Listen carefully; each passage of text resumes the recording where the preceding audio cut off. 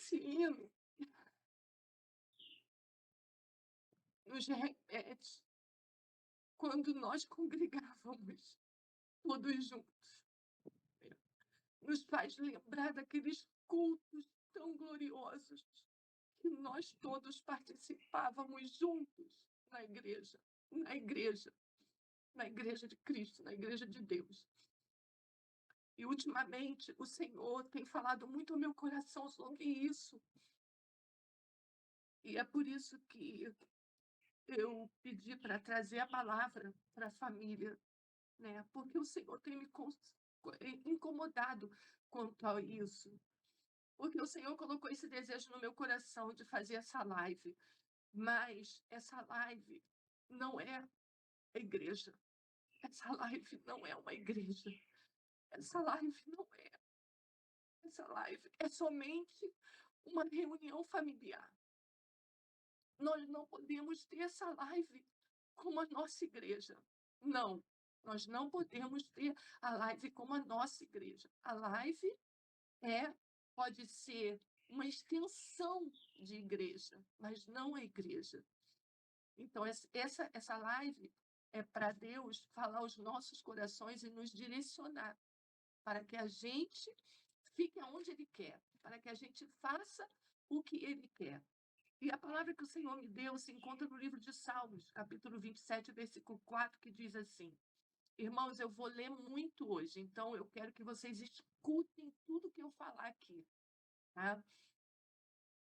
Prestem atenção, não levante do seu lugar, né? Não se distraia com nada, escute o que Deus vai falar, né? Porque é Deus que está falando, não sou eu, é Deus, é a palavra de Deus. Então, Deus está nos falando nessa tarde algo muito especial. Então, eu quero que todos atentem para a palavra de Deus, que diz assim: uma coisa pedi ao Senhor, que possa morar na casa do Senhor todos os dias da minha vida, para contemplar a formosura do Senhor e aprender no seu santo templo. E o outro salmo: alegrei-me quando me disseram, vamos à casa do Senhor. Três coisas importantes nós vemos nesse versículo.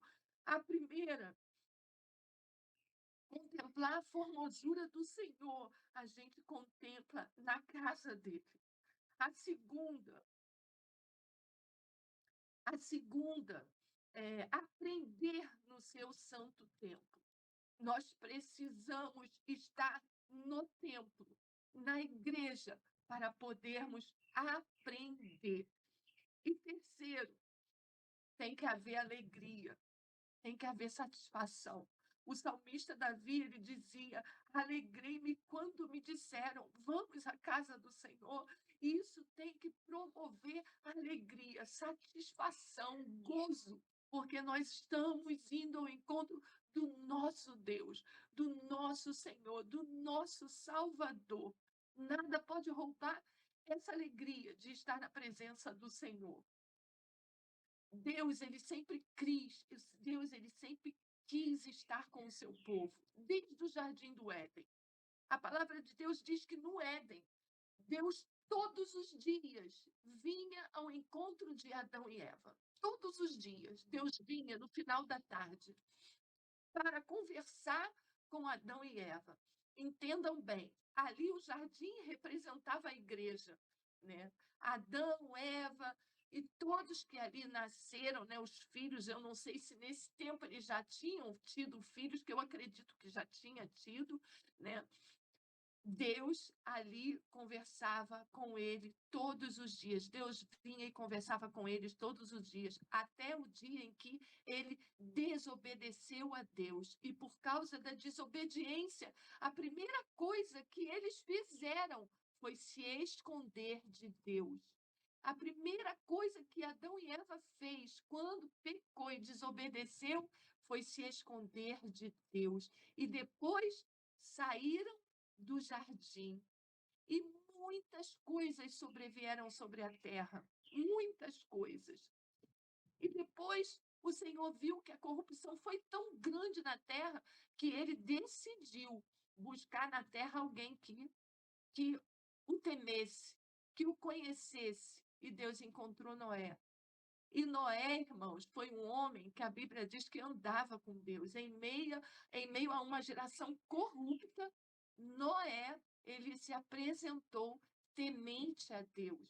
E por causa disso, o Senhor pediu que ele construísse uma arca. A arca simboliza a igreja, aonde Deus reúne, aonde Deus separa, aonde Deus protege os seus. A arca representa a igreja. E para ser salvo, para alcançar a salvação, era necessário estar dentro da arca. Não adiantava eles falarem que acreditava que a chuva viria, o dilúvio viria, inundaria a terra e eles ficassem do lado de fora, por mais que eles dissessem que acreditava nisso, se eles não estivessem dentro da arca, eles não seriam salvos. Então era preciso estar dentro da arca. A arca também simbolizava a igreja. Depois veio Moisés e Deus, depois que tirou o povo de Israel do Egito, lá no deserto, o Senhor fez com que eles construíssem um tabernáculo. Por quê? Porque Deus quer que o povo se reúna, que todos se reúnem, que todos se reúnam ali para adorar Ele. E em meio ao deserto foi construído um tabernáculo. Era a igreja, onde todo o povo se reunia para buscar ao Senhor, para aprender com o Senhor, para ouvir a voz de Deus. E isso foi, irmãos, até Salomão, que constrói o templo do Senhor, e depois até Jesus Cristo, né? Aonde nós vemos que Jesus também, né, ia nas sinagogas, e através do evangelho que ele trouxe à terra, muitas igrejas foram abertas a partir de então. Então, o que eu quero compartilhar com vocês é a leitura desse texto que diz assim: a autêntica vida de um discípulo de Cristo é vivida num contexto comunitário, onde a manifestações dos dons contribui para a edificação do corpo de Cristo, cada membro cuidando do outro, cada membro cuidando do outro, e assim o corpo vai crescendo com ordem e decência, conforme a palavra de Deus, para a glória de Deus. O que é a igreja, irmãos? A igreja é a tradução do grego eclésia, que tem um significado linguístico de chamados para fora, com a aplicação também no sentido de uma convocação. É a junção de dois vocábulos gregos, que significa para fora, com a aplicação de que o povo chamado para fora era de classe especial. E kletos, ou clésia, originada do verbo kalen, que significa chamar, convocar, reunir. Literalmente, nas escrituras, significa os chamados de dentro do mundo para fora dele. É isso que significa igreja. Os que são chamados do mundo para fora dele. Uma comunidade que reconhece o Cristo como Senhor, de acordo com as palavras pronunciadas por Jesus em Mateus 16:18, quando, da fundação da igreja, aprendemos 3 lições importantes. A primeira, a igreja pertence a Jesus. Minha igreja, ele diz. Segundo, Jesus tem um plano para a igreja. Olha só, eu edificarei. Olha só, Jesus diz que ele vai edificar a igreja. Terceiro, a igreja jamais será derrotada. As portas do inferno não prevalecerão contra ela. As pessoas que se convertiam eram acrescentadas à igreja.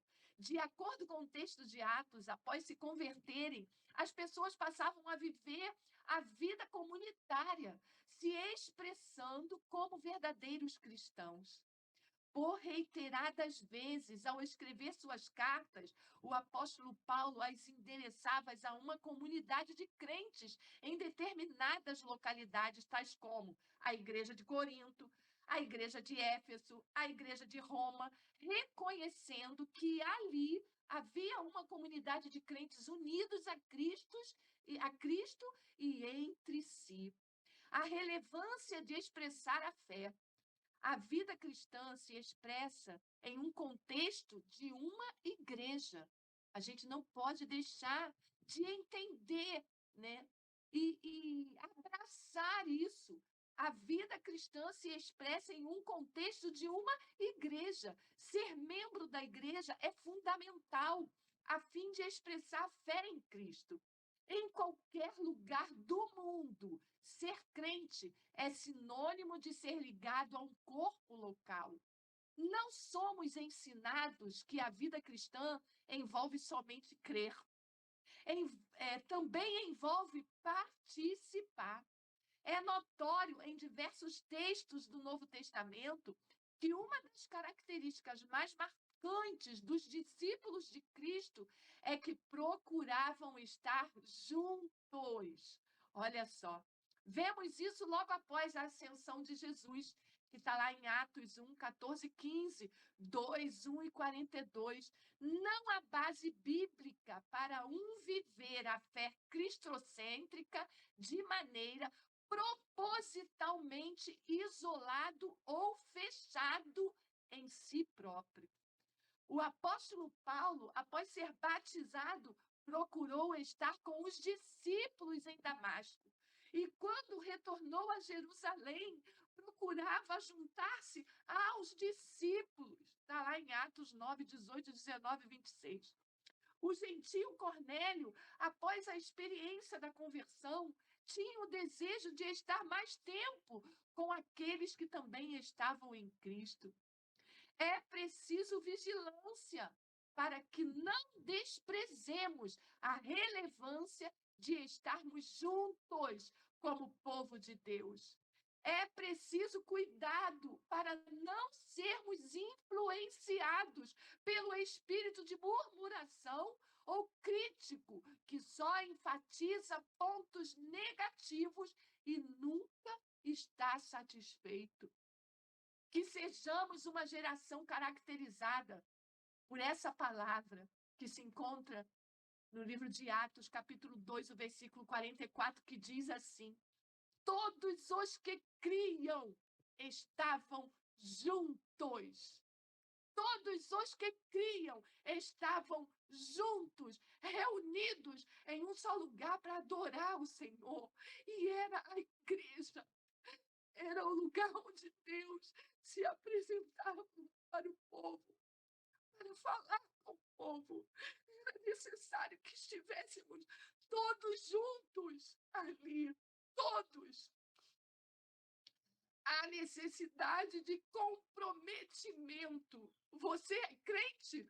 Perguntamos para alguém. Se a resposta for sim, segue a outra pergunta fundamental: qual é a sua igreja? Ou qual igreja você pertence? O cristão precisa estar comprometido com um grupo específico de discípulos para ser um verdadeiro seguidor de Cristo. Você não é o corpo de Cristo isolado. Entenda isso, meu querido. Você pode dizer assim: eu tenho o Espírito Santo de Deus na minha vida. Eu sou a igreja de Cristo. Você tem sim o Espírito Santo de Deus na sua vida, mas você não é corpo, você é membro. Você é só membro.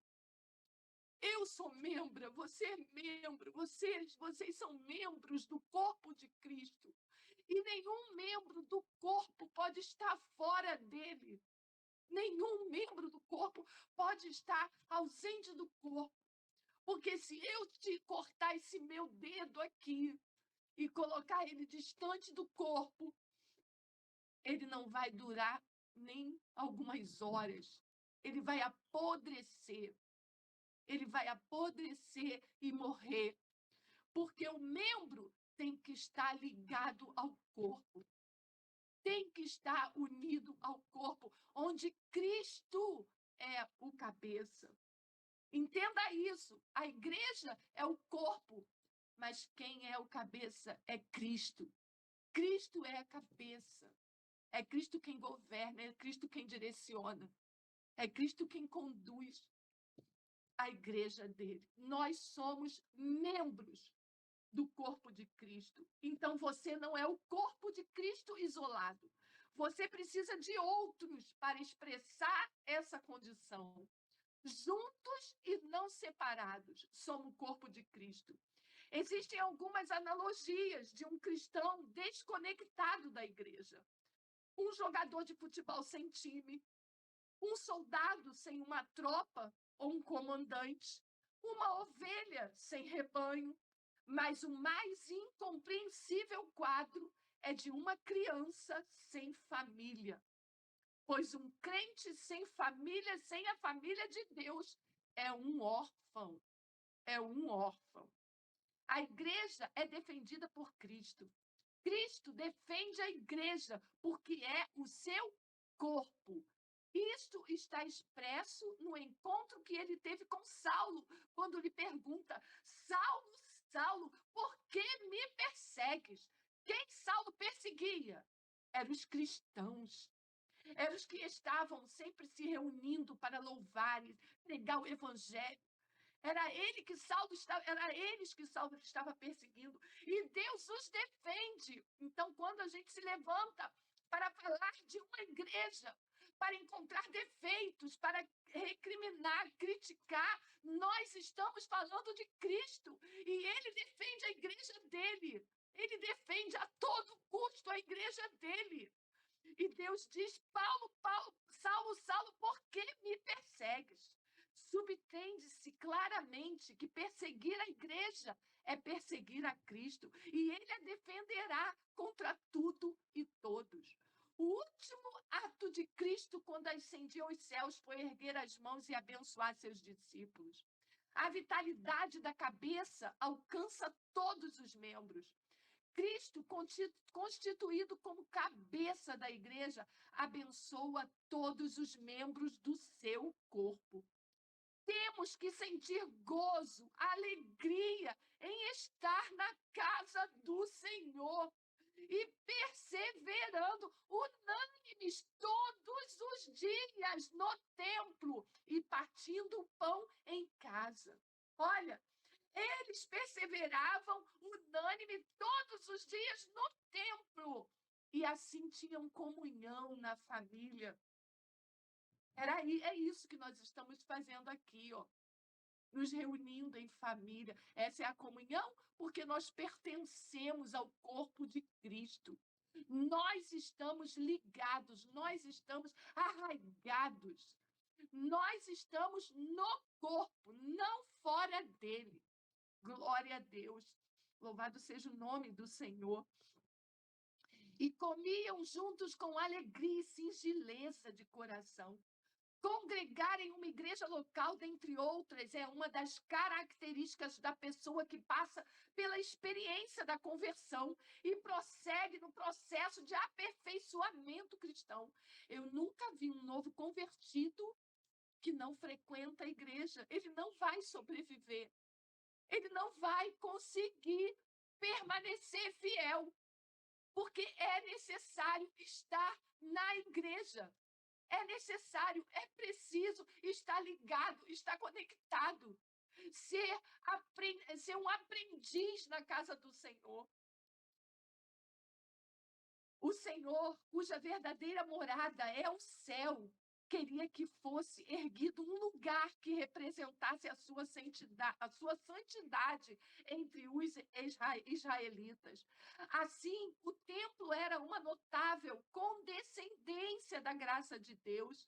Ele que habita genuinamente as alturas celestes almejou a criação de uma estrutura que servisse de centro simbólico de sua presença. Entre os hebreus, reunião local do povo de Deus sempre foi essencial principalmente para seu crescimento espiritual. Isso pode ser notado no Antigo Testamento, como no Novo Testamento e nos dias atuais. Olha só, no Antigo Testamento, a primeira menção bíblica sobre um local de culto a Deus se encontra em Êxodo 25:8, quando Deus deu a seguinte ordem a Moisés: e me farão um santuário e habitarei no meio deles.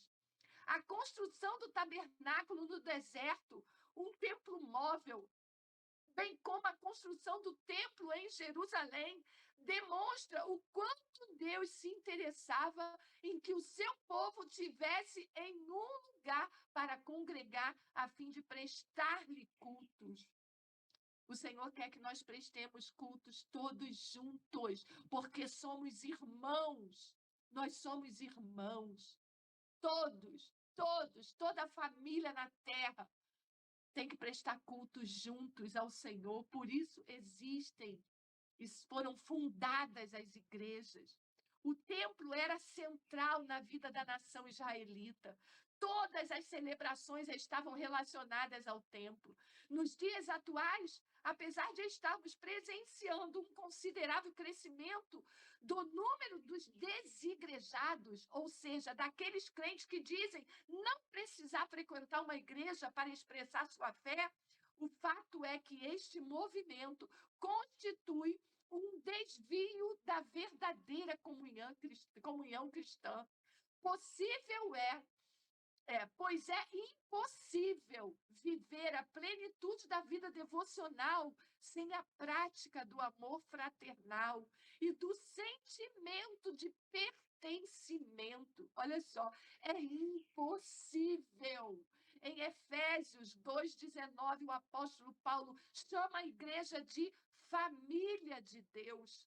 Portanto, a igreja nos dias atuais não pode deixar de promover a verdadeira adoração, a pregação do evangelho, bem como o companheirismo e a integração entre os seus membros, isto é, cumprir a sua vocação como corpo de Cristo aqui na terra.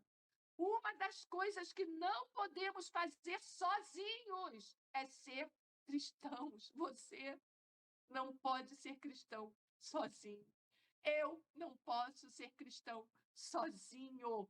O Senhor Jesus, durante seu ministério na terra, tinha o costume de frequentar as sinagogas e o templo, locais reservados para oração, leitura e exposição da Escritura. Além dos discípulos, muitas pessoas se reuniam também nesses locais. Sabe quais são os perigos de não congregar?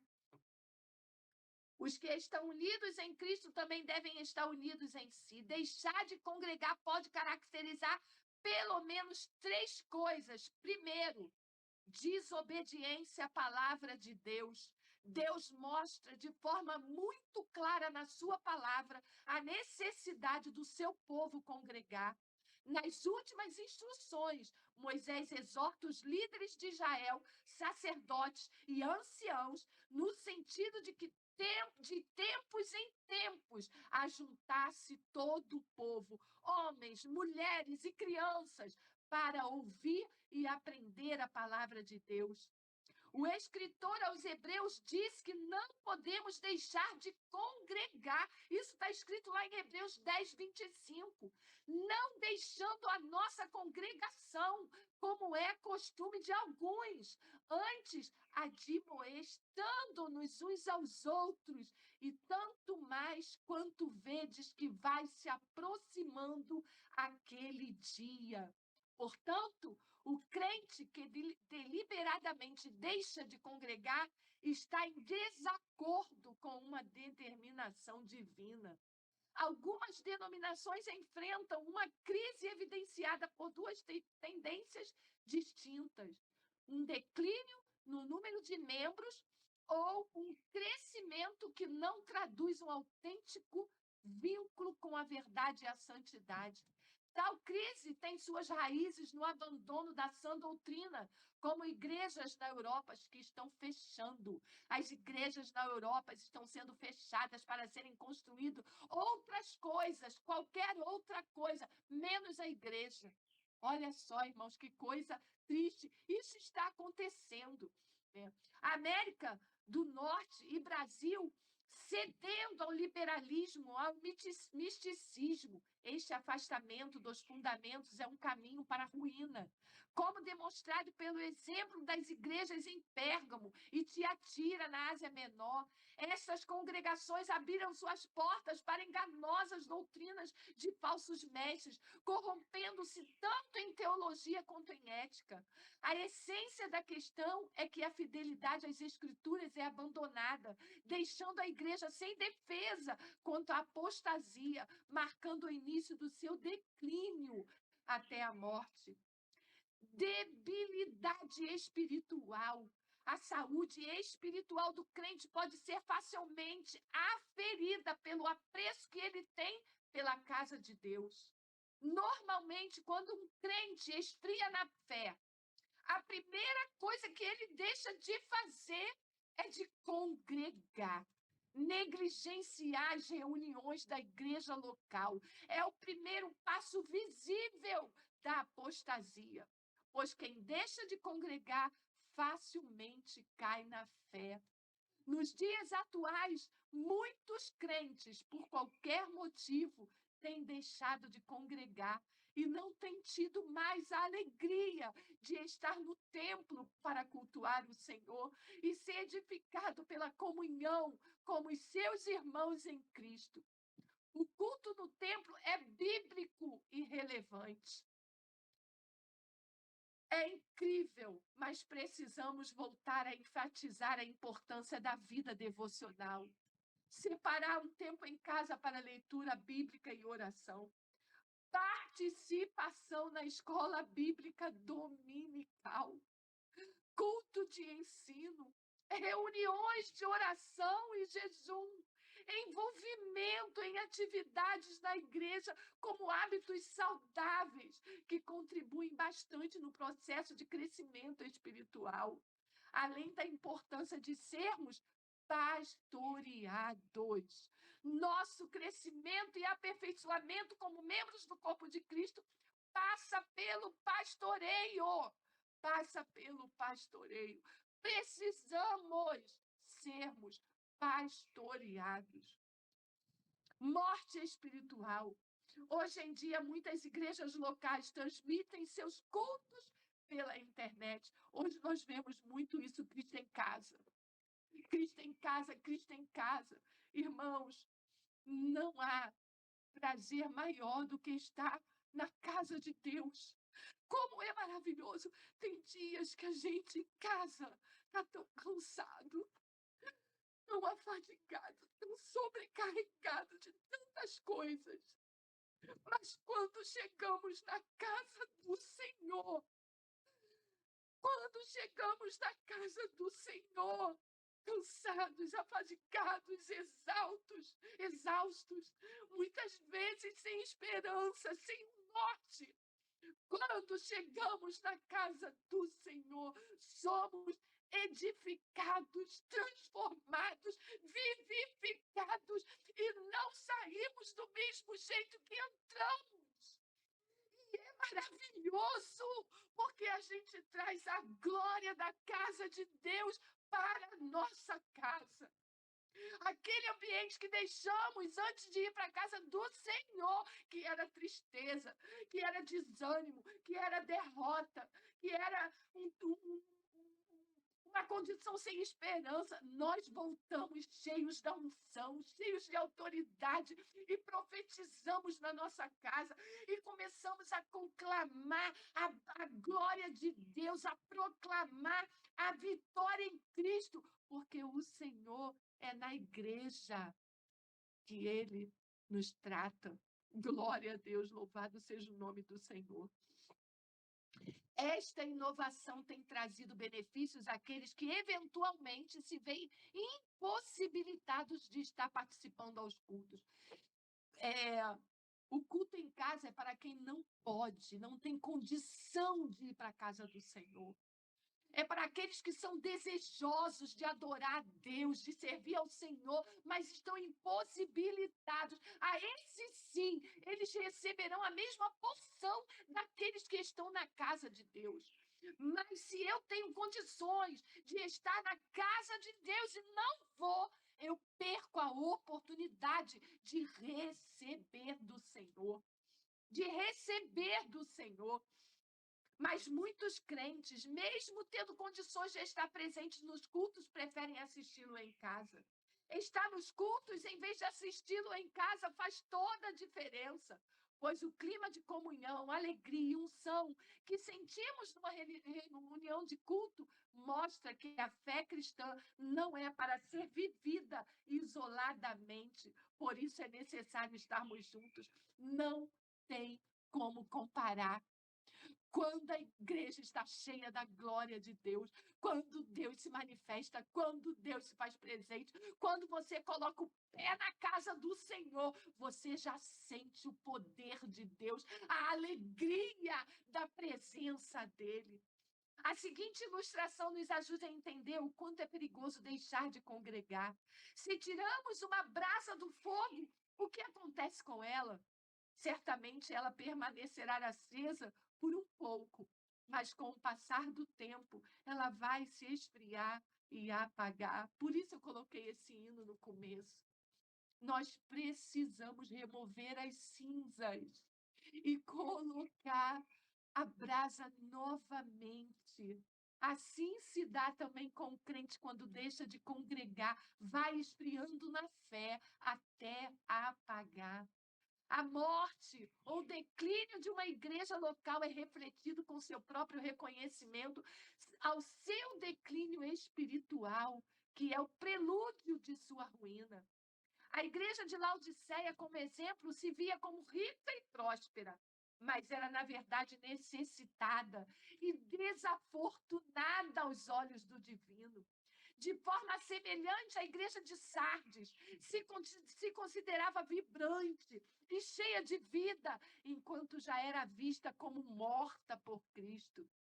O maior perigo reside na incapacidade de perceber a nossa própria fragilidade.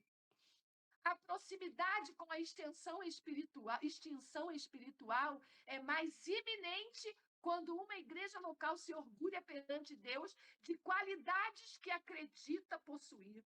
A igreja fiel e autêntica, por outro lado, lamenta seus erros diante do Criador, arrepende-se e muda sua conduta. E para encerrar, é no culto cristão que a igreja invisível se torna visível, através da adoração, dos louvores, da comunhão, do ensino, da pregação e da evangelização. A Igreja de Cristo cumpre o seu propósito, revelado nas Sagradas Escrituras, desde o Antigo Testamento até a Igreja neotestamentária. E a palavra de Deus nos diz: eis que venho sem demora, guarda o que tens, para que ninguém tome a sua coroa. Lembra-te, ou nos lembremos das 10 virgens. Irmãos, nos lembremos das 10 virgens. Todas eram crentes.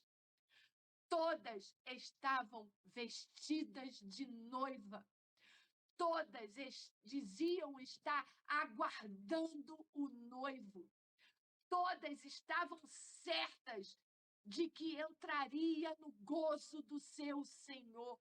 As 10 tinham essa certeza. As 10 estavam ali. Mas atentem para o detalhe: só 5 eram prudentes.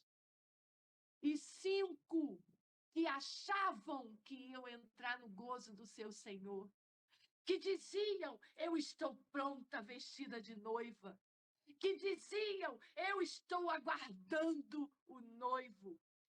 5 não tinham o azeite com elas. Olha, irmãos, que igreja somos nós? Que igreja somos nós? As prudentes ou as que pensam que são prudentes? Amados, o Senhor hoje, né, está nos trazendo essa palavra de advertência. Sim, advertência. É advertência. Sabe por quê? Porque o Senhor quer que todos sejamos salvos. Aí vem o noivo, meia-noite, a hora que todos estão dormindo, inclusive as 10 estavam dormindo. E ouviu-se um clamor. Aí vem o noivo, sai-lhe ao encontro. Quem podia ir ao encontro do noivo? As 5 prudentes, porque as outras 5 que pensavam estar prontas, não estavam. As outras 5 que pensavam estar na luz, estavam em trevas e não entraram no gozo do seu Senhor. Hoje o Senhor nos chama, hoje o Senhor nos fala, hoje o Senhor nos diz: sede firmes e constantes e sempre abundantes na obra do Senhor. Temos que estar envolvidos, temos que estar aliançados, temos que estar comprometidos com Cristo e a sua igreja. Que Deus fale poderosamente aos nossos corações durante todo o resto dessa noite. Que essa palavra possa arder, né, nos nossos corações. E eu quero pedir o Gabriel para colocar o hino agora, que eu quero encerrar com esse louvor, porque eu quero que você medite na letra desse hino. Glória a Deus.